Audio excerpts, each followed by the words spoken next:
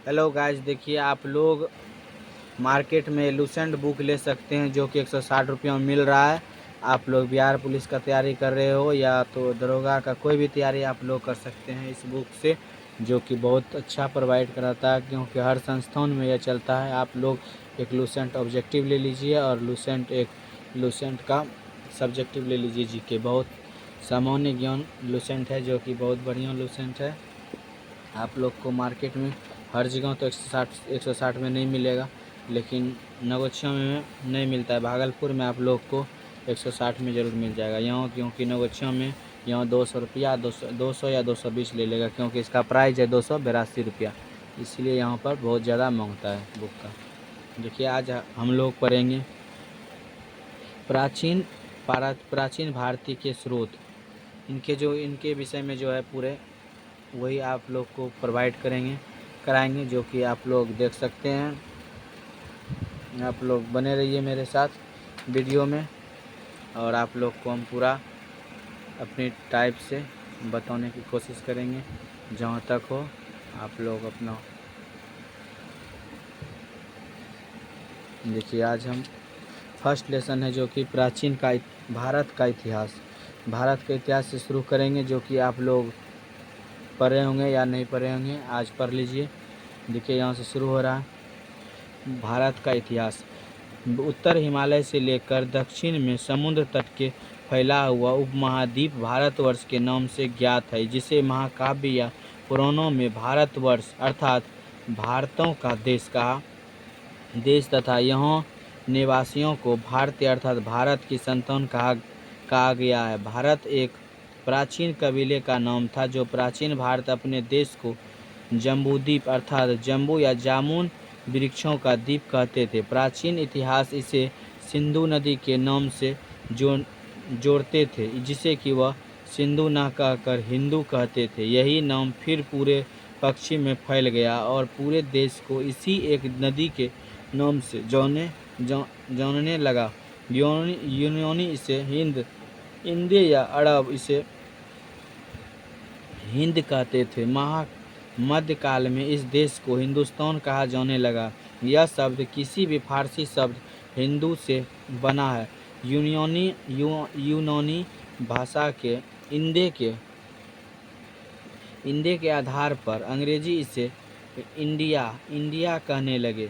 द्वंद्व की पर्वत श्रृंखला देश को उत्तर और दक्षिण दो भागों में बांटती है। उत्तर में इंडो यूरोपीय परिवार की भाषाएं बोले जाने वाले की और दक्षिण में द्रविड़ परिवार की भाषाएं बोलने वाले का बहुमत है। भारत की जनसंख्या का निर्माण जिन प्रमुख नस्लों के लोगों के मिश्रण से हुआ है वह इस प्रकार है: प्रोटो ऑस्ट्रेलाइट, पेलियो मेडोलेटियन, काकेसाइड, निगोराइट और मंगोलाइट। भारत इतिहास को अध्ययन की सुविधा के लिए 3 भागों में बांटा गया है: प्राचीन भारत का इतिहास, मध्यकालीन भारत का इतिहास, आधुनिक भारत का इतिहास। ठीक, सबसे पहले इतिहास को 3 भागों में बांटा गया है, जिससे जर्मनी इतिहासकार क्रिस्टोफ सेलियस 1638 से 1707 एडी को कहते हैं। जब यहाँ पे आपको मिल जाएगा प्राचीन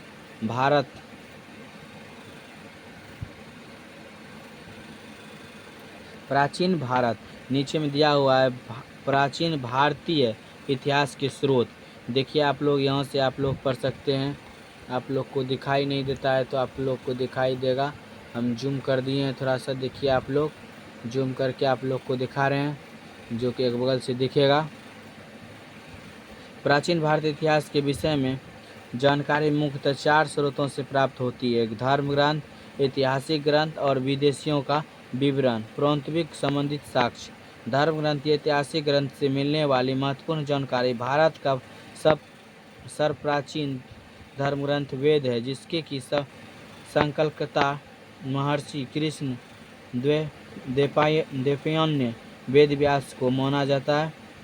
द्वापायन वेद व्यास को माना जाता है। वेद वासुदेव कुटुंबीय क्रम का उपदेश देता है कि भारतीय परंपरा वेदों को नित्य या उपोषणीय मौनती है। ये वेद 4 हैं: ऋग्वेद, यजुर्वेद, सामवेद एवं अथर्ववेद। इन 4 वेदों को संहिता कहा जाता है। ऋग्वेद देखिए, ऋचाओं के क्रमबद्ध ज्ञान के संग्रह को ऋग्वेद कहा जाता है। इसमें से 10 मंडल और 1028 सूक्त हैं। वाल्मीकि पाठ के 11 सूक्तों को सहित एवं 10,462 ऋचाएँ। इस वेद के ऋचाओं के पढ़ने वाले ऋषि को होत्री कहते हैं। इस वेद से कार्य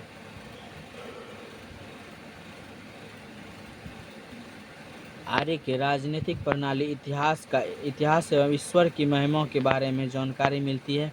विश्वामित्र द्वारा रचित ऋग्वेद के 3 मंडल में सूर्य देवता सावित्री को समर्पित प्रसिद्ध गायत्री मंत्र है। इसके 9वें मंडल में देवता सोम का उल्लेख किया गया है। इसके 8वें मंडल की हस्तलिखित ऋचाओं को खील कहा जाता है और ऋग्वेद सबसे बड़ा 10वां मंडल है, जिसमें से नदी स्तु सूक्त नदियों की प्रशंसा और पुरुष सूक्त वैदिक समाजशास्त्र, नासदी सूक्त ब्राह्मण से सृजन से संबंधित विभिन्न अनुमान, सूर्य सूक्त, विवाह श्लोक आदि सम्मिलित है। देखिए आप लोग यहाँ शुरू से फिर पढ़ रहे हैं।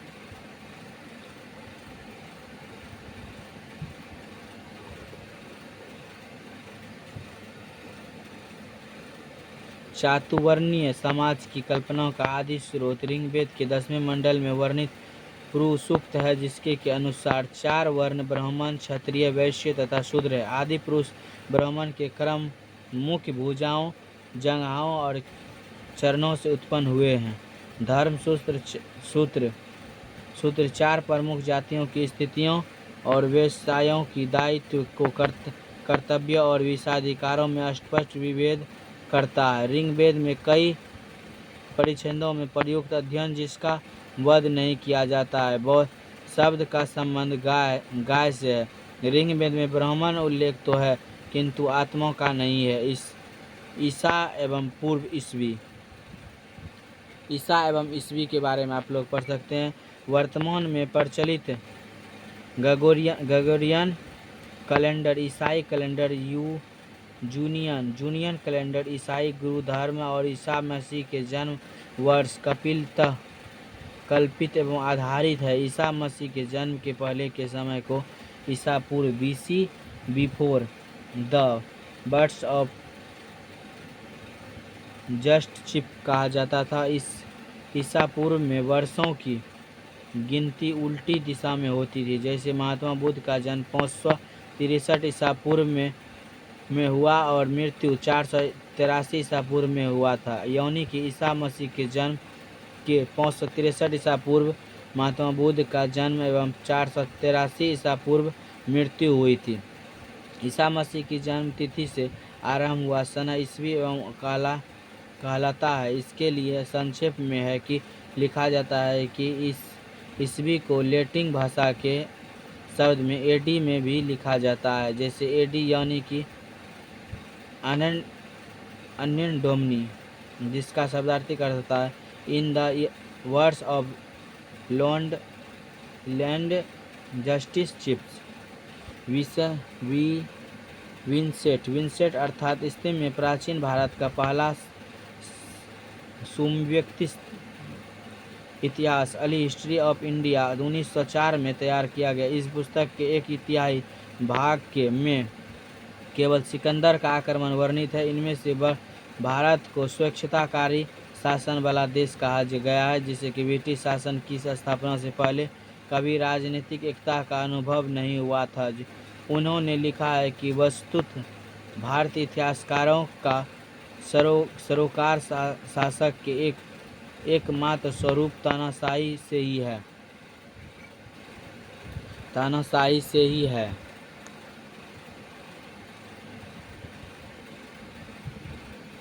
अब दूसरा यहाँ से देखिए, वामनावतार जी के 3 पगों के आख्यात का प्राचीनतम स्रोत ऋग्वेद में है।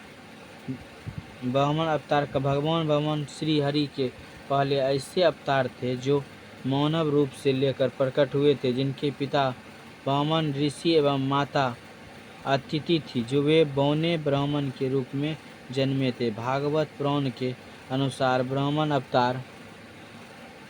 अवतार का उद्देश्य भगवान विष्णु द्वारा इंद्र को पूर्ण स्वर्गलोक पर आधारित दिलाना था और वामन भगवान को दक्षिण भारत में उपेंद्र के नाम से भी जाना जाता है। ऋग्वेद में इंद्र के लिए 250 तथा अग्नि के लिए 200 ऋचाओं की रचना की गई है। प्राचीन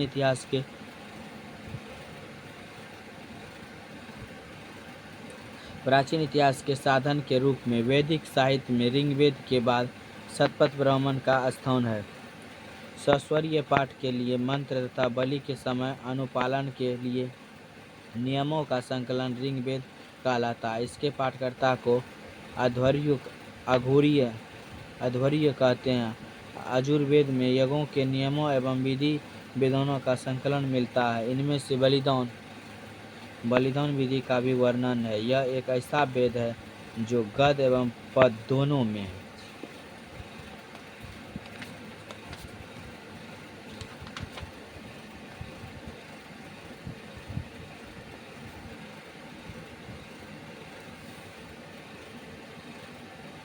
आप लोग देख सकते हैं। साम का शब्दार्थी अर्थ होता है गान।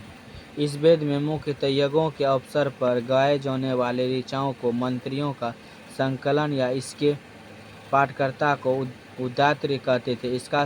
इसका संकल्प ऋग्वेद पर आधारित है, जिसमें कि 1810 सूक्त हैं जो प्रिय ऋग्वेद से लिए गए हैं और इसे भारतीय संगीत का जनक कहा जाता है।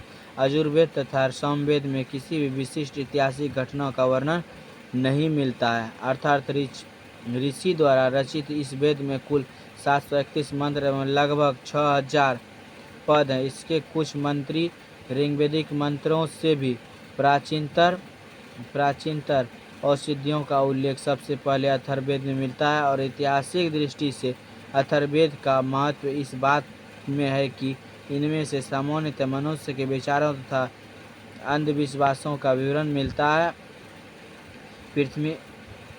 पृथ्वी सूक्त अथर्ववेद का प्रतिनिधि सूक्त माना जाता है। इसमें मानव जीवन के सभी पक्षियों, गृह निर्माण, ऋषि एवं उन्नति, व्यापारिक मार्गों का गहन खोज, रोग निवारण, समत विवाह तथा प्रियन गीतों और राजभक्ति, राजा का चुनाव, बहुत से वनस्पतियों एवं औषधियों, साप वशीकरण एवं प्रियसियत्त एवं मातृभूमि महातस्थ आदि का विवरण दिया गया है। इस मंत्रों में जादू टोने का भी वर्णन है। अथर्ववेद में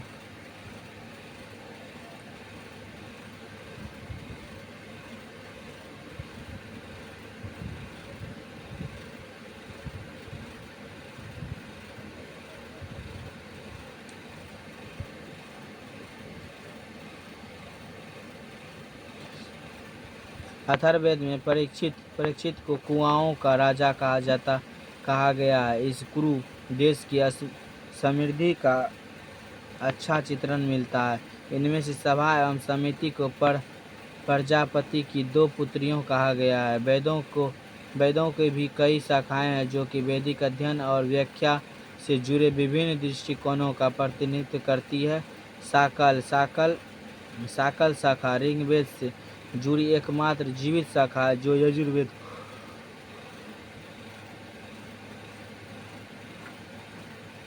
शुक्ल यजुर्वेद और कृष्ण यजुर्वेद 2 शाखाओं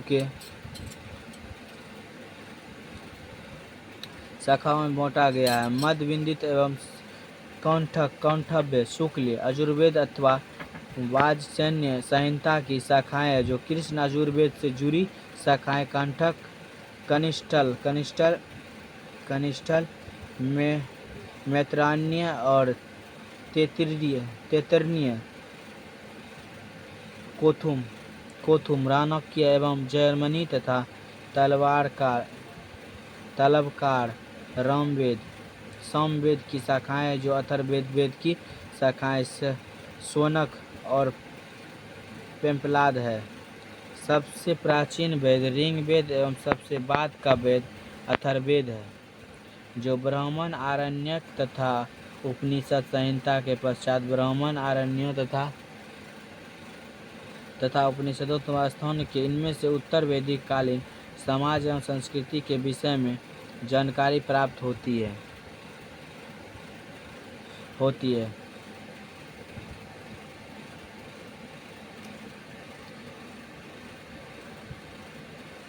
ब्राह्मण ग्रंथ में वैदिक संहिताओं की व्याख्या करने के लिए गद्य में लिखे गए प्रत्येक संहिता के लिए अलग अलग ब्राह्मण ग्रंथ है, जिससे कि सारण्य में दिया गया। इन ब्राह्मण ग्रंथों में से हमें परीक्षित के बाद बिंबिसार के पूर्व की घटनाओं का ज्ञान प्राप्त होता है। ऐतरेय में राज्याभिषेक के नियम एवं कुछ प्राचीन राजाओं के नाम दिए गए। शतपथ में गंधार, सल्क के कई, गुरु, पंचाल, कौशल्य, विदेश आदि राजाओं का उल्लेख मिलता है। वैदिक साहित्य में ऋग्वेद के बाद शतपथ ब्राह्मण का स्थान है। आरण्यक में यज्ञ में जुड़े कर्म कांडों की दार्शनिक और प्रतीकात्मक अभिव्यक्ति है।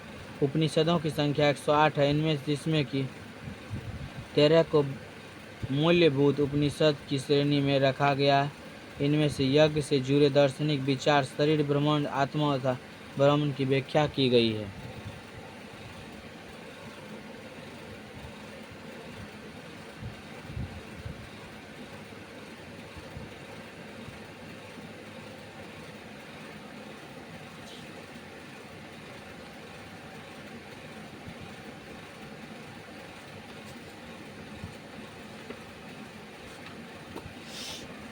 स्त्री की सर्वाधिक गृह हुई स्थिति मैत्रेय संहिता से प्राप्त होती है, जिससे कि जुआ, शराबी भांति स्त्री को पुरुष का तीसरा मुख्य दोष बताया गया। शतपथ ब्राह्मण में स्त्री को ब्राह्मण की अर्धांगिनी कहा जाता है और ज्वालोपनिषद में 4 आश्रमों का उल्लेख मिलता है। स्मृतियों में सबसे प्राचीन एवं प्रामाणिक मनुस्मृति मानी जाती है। यह शुंग काल का मौनक ग्रंथ है, जो नारद स्मृति गुरु युग के विषय में जानकारी प्रदान करता है। वेदांग एवं सूत्र। वेदों को भली भांति समझने के लिए 6 वेदांगों की रचना हुई है। यह शिक्षा, शूद्र उच्चारण, शास्त्रीय एवं कल्प, कर्म कांडीय विधि, निरूपित शब्दों की व्यक्तित्व का शास्त्र है, जो व्याकरण, छंद एवं ज्योतिष। वैदिक साहित्य को अक्षुण्य बनाए रखने के लिए सूत्र साहित्य पारण्यक किया गया है। श्रोत्रिय श्री और धर्म सूत्रों के अध्ययन से ही यह अज्ञ एवं विधानों का, कर्मकांडों तथा राजनीतिक विधि का व्यवहार संबंधित महत्वपूर्ण बातों पर ज्ञात करते हैं। प्रमुख सूत्रकारों में गौतम, बोधायन, आपसत्य, वशिष्ठ आदि के नाम से विशेष रूप से उल्लेखनीय है। सूत्रों में गौतम धर्म सूत्र सबसे प्राचीन माना गया। पुराण कितने हैं आप लोग देख सकते हैं। भारत ऐतिहासिक कथाओं का सबसे अच्छा क्रमबद्ध विवरण पुराणों में मिलता है। इसके रचयिता लोभवर्ष अर्थात इनके पुत्र उग्रश्रवा माने जाते हैं और 5 मत्स्य, वायु, विष्णु, ब्राह्मण एवं भागवत में ही राजाओं की वंशावली पाई जाती है। देखिए, पुराण एवं संबंधित वंश। विष्णु पुराण मौर्य वंश से है। मत्स्य पुराण औंध्य सातवाहन वंश से। वायु पुराण गुप्त वंश से। पुराणों में मत्स्य पुराण सबसे प्राचीन एवं प्रामाणिक है, जो अधिकतर पुराण सरल संस्कृति श्लोक में लिखे गए हैं। स्त्रियों तथा शूद्र जिन्हें वेद पढ़ने की अनुमति नहीं थी, वह भी पुराण सुन सकते थे। पुराणों का पाठ पुजारी मंदिर में ही करते थे। सामाजिक एवं सांस्कृतिक दृष्टि से अग्नि पुराण का काफ़ी महत्व है, जिसमें कि राजतंत्र के साथ साथ कृषि संबंधित विवरण भी दिया गया है। बौद्ध एवं जैन साहित्य जातक में बुद्ध की पूर्व जन्म की कहानी वर्णित है। हियान का प्रमुख ग्रंथ कथा वस्तु है, जिसमें कि महात्मा बुद्ध का जीवन चरित्र अनेक कथाओं के साथ वर्णित है। जैन साहित्य को आगम कहा जाता है। जैन धर्म का आरंभिक इतिहास कल्प सूत्र से ज्ञात होता है। जैन ग्रंथ भागवती सूत्र में महावीर के जीवन और कृतियों तथा समकालिकाओं के साथ उनके संबंधों का विवरण मिलता है। अर्थशास्त्र के लेखक चाणक्य, कौटिल्य एवं विष्णुगुप्त है, जो कि 15 अधिकरणों एवं 180 परिकरणों में विभाजित है। इसके मौर्यकालीन इतिहास की जानकारी प्राप्त होती है। अनुवादक सोम शास्त्री है। संस्कृति साहित्य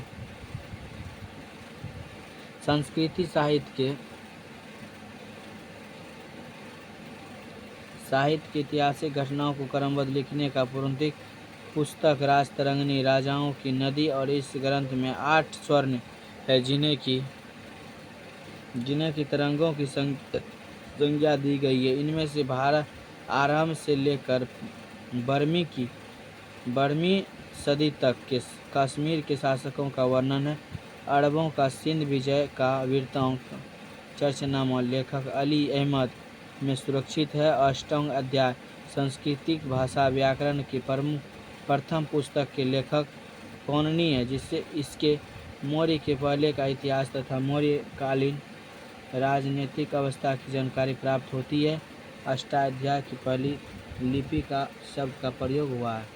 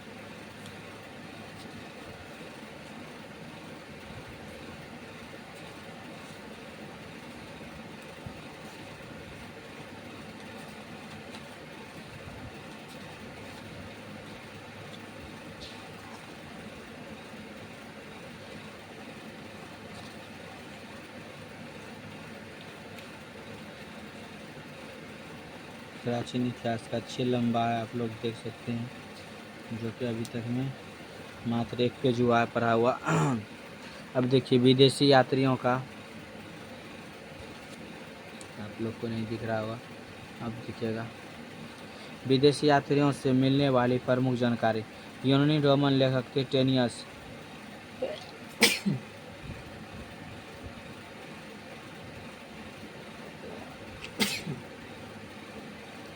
टेनियस या ईरान का जावेद था, जो भारत के संबंध में इसका विवरण आश्चर्यजनक कहानी से प्रेरणितपूर्ण होने के कारण अविश्वसनीय है कि हेरोडोटस इसे इतिहास का पिता कहा जाता है। इसने अपनी पुस्तक हिस्टोरिका में 5वीं शताब्दी ईसा पूर्व के भारत फारस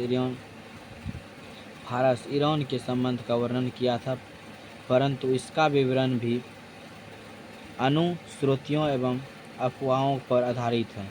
सिकंदर के साथ आने वाले लेखकों में निरियाकस, ऑनेक्स्टक तथा आस्टोबुलक के कारण अधिक प्रमाणित एवं विश्वसनीय है। मेगास्थनीज यह सेल्यूकस निकेटन का राजदूत था, जो कि चंद्रगुप्त मौर्य के राज दरबार में आया था। इसने अपनी पुस्तक इंडिका में मौर्य युग समाज एवं संस्कृति के विषय में लिखा।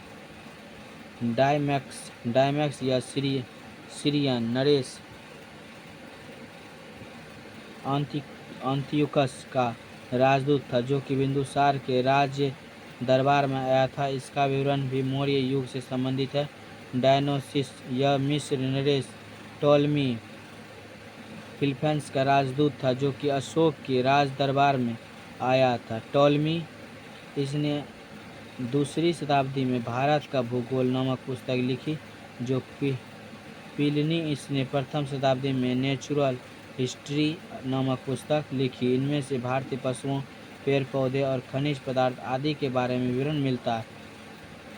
पेरिप्लस ऑफ द एरिथियन सी, इस पुस्तक के लेखक के बारे में जानकारी नहीं है। यह लेखक का करीब 80 ईस्वी ईसा पूर्व हिंदी महासागर की यात्रा पर आया था। इसने इस समय के भारत के बादशाहों तथा व्यापारिक वस्तुओं के बारे में जानकारी दी।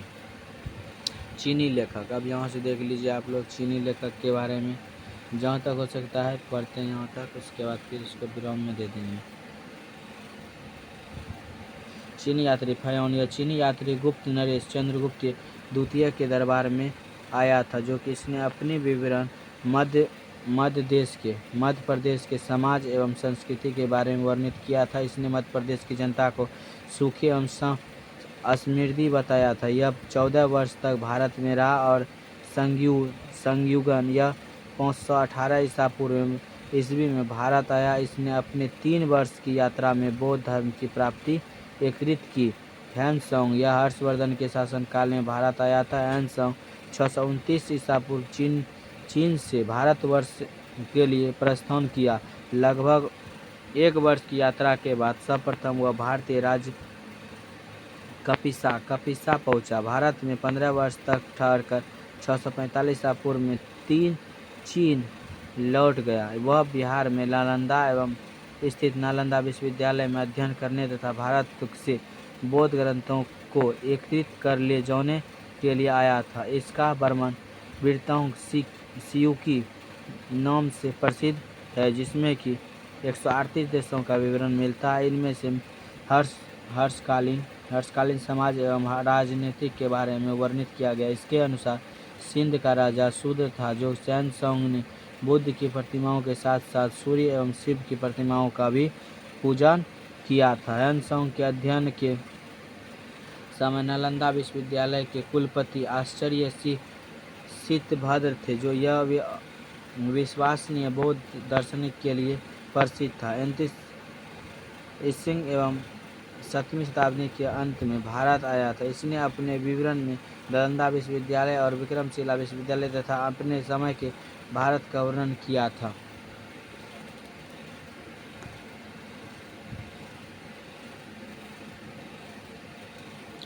अरबी लेखक, अल-बिरूनी या महमूद गजनवी के साथ भारत आया था। अल-बिरूनी ख्वाजीन या चीब आधुनिक तुर्कमेनिस्तान रहने वाला था, जो अरबी लिखी गई उसकी कृति किताब उल हिंद तहकीक हिंद भारत की खोज आज भी इतिहासकारों के लिए महत्वपूर्ण स्रोत है। यह एक विस्तृत ग्रंथ है। धर्म और दार्शनिक, त्योहारों और खगोल विज्ञान, क्रेमियों, रीति रिवाज एवं प्रथाओं का सामाजिक जीवन, भार तौल तथा मापन विधि, मूर्ति कला, कानून और मापन विज्ञान आदि विषयों के आधार पर 80 अध्यायों में विभाजित है। इसमें राजपूत कालीन समाज, धर्म, रीति रिवाज एवं राजनीतिक आदि पर सुंदर प्रकाश डाला गया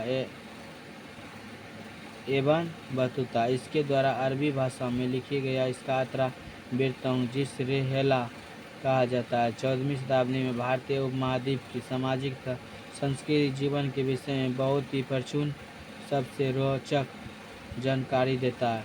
1337 ईस्वी में दिल्ली पहुंचने पर इसकी विद्वान से प्रभावित होकर सुल्तान महमूद बिन तुगलक ने इसे दिल्ली का काजी या न्यायाधीश नियुक्त किया था। अन्य लेखक, तारानाथ यह तिब्बती लेखक था। इसने ही कंगयुक जानकारी मिलती है। और मार्को पोलो, यह 13वीं शताब्दी के अंत में पांड्य देश की यात्रा पर आया था। इसका विवरण पांड्य इतिहास के अध्ययन के लिए उपयोगी है। पुरातात्विक संबंध साक्ष्य से मिलने वाली जानकारी, भारतीय पुरातात्विक का पितामह, fathers of Indian agriculture, sir Alexander Cunningham को कहा जाता है। अलेक्जेंडर री लोहेस्टर, रॉबर्ट कवेल, जेम्स को कहा जाता है। वाटर लिस्ट के सभी भारतीय पुरातात्विक स्थलों में उत्खनन आदि स्थलों की खुदाई की थी। 1400 ईसा पूर्व के अभिलेख में बोगाज कोई भी ऐतिहासिक माइजर, वैज्ञानिक एवं देवता मिस्र, वरुण, इंद्र एवं नासत्य अश्विनी कुमार के नाम से मिलते थे। मध्य भारत में भागवत धर्म और वैष्णव संप्रदाय विकसित होने का प्रमाण यवन राजदूत हेरोडोटस के वेशनगर विदिशा गरुड़ स्तंभ लेख से प्राप्त होता है। सर्वप्रथम भारतवर्ष का हाथी गुफा अभिलेख में है। सर्वप्रथम दुर्वक्ष का जानकारी देने वाला अभिलेख सोगड़ा अभिलेख है, जो कि अभिलेख में से संकट काल में उपयोग हेतु खाद्यान्न सुरक्षित रखने का भी उल्लेख करता है। सर्वप्रथम भारत पर होने वाले हु आक्रमण की जानकारी भीतरी स्तंभ लेख में प्राप्त होती है। सती प्रथा का पहला लिखित साक्ष्य एरण्य अभिलेख शासक भानुगुप्त से प्राप्त होती है। सातवाहन राजाओं का पूरा इतिहास इनके अभिलेखों के आधार पर लिखा गया। रेशम बुनकर की श्रेणियों की जानकारी मंदसौर अभिलेख से प्राप्त होती है। कश्मीरी नवपाषाणिक पुरातात्विक बुर्ज-हाम के गर्भाशय गुड़हड़ का साक्ष्य मिलता है। इसमें उतरने के लिए सीढ़ियाँ होती थी। यह मनुष्य प्राचीन सिक्कों को आहत सिक्के कहा जाता है। इसी को साहित्य में काष्ठपाषाण कहा जाता है। यहीं तक रहने देते हैं, लॉन्ग वीडियो हो जाएगा। आप लोग के लिए अगला वीडियो बहुत जल्द सवेरे बनाने वाले हैं। मैथप्रयाग ऐतिहासिक काल, ये देखिए यहाँ पे बचा हुआ इतना सा, इसको क्लियर ही कर देते हैं। सर्वप्रथम सिक्कों पर लेख लिखने का कार्य यवन शासकों ने किया था। महत्वपूर्ण अभिलेख: हाथी गुफा अभिलेख, तिथि एवं रहित अभिलेख कलिंग राजाओं को खाड़वेल ने किया था। जूनागढ़ अभिलेख, गिरनाल अभिलेख ये किया था रुद्र दमन ने किया था। नासिक उल्लेख किसने किया था? आप लोग को दिख रहा होगा। नासिर उल्लेख किसने किया था? देखिए, नासिर अभिलेख गौतम्य वलश्री ने किया था। प्रयाग स्तंभ लेख समुद्रगुप्त ने किया था। एहोल अभिलेख किसने किया था? एहोल अभिलेख किया था पुलकेशिन द्वितीय ने। मंदसौर अभिलेख किसने किया? मालवा नरेश यशोवर्मन में किया था। ग्वालियर अभिलेख प्रतिहार नरेश भोज ने किया था। भीतरी एवं जूनागढ़ अभिलेख से सिकंदर गुप्त ने किया था। देवपाड़ा अभिलेख किसने किया था? बंगाल शासक विजय सेन ने किया था। अभिलेखों का अध्ययन एम्फीग्राफी कहलाता है। अभिलेखों का अध्ययन क्या कहलाता है? एम्फोग्राफी कहलाता है। समुद्रगुप्त की बीना बजाते हुए मुद्रा वाले सिक्के उसके संगीत प्रेमी होने का प्रमाण मिलता है। अरण्यक मेडू पुडुचेरी एवं निकट के रोमन सिक्के के प्राप्त हुए हैं। और सबसे पहले भारत से संबंध वर्मा सुभूमि वर्तमान में म्यांमार, मिलाया और स्वर्णद्वीप, कंबोडिया, कंबोज और जावा द्वीप से स्थापित हुए थे। उत्तर भारत के मंदिरों की कला की शैली नगर शैलियों का दक्षिण भारत के मंदिरों की कला द्रविड़ शैली कहलाता है। जो दक्षिण पथ के मंदिरों के निर्माण में नागर और द्रविड़ दोनों शैलियों का प्रभाव पड़ा, अतः यह सेसर शैली कहलाता है। पंचायतन शब्द मंदिर रचना शैली से संबंधित है।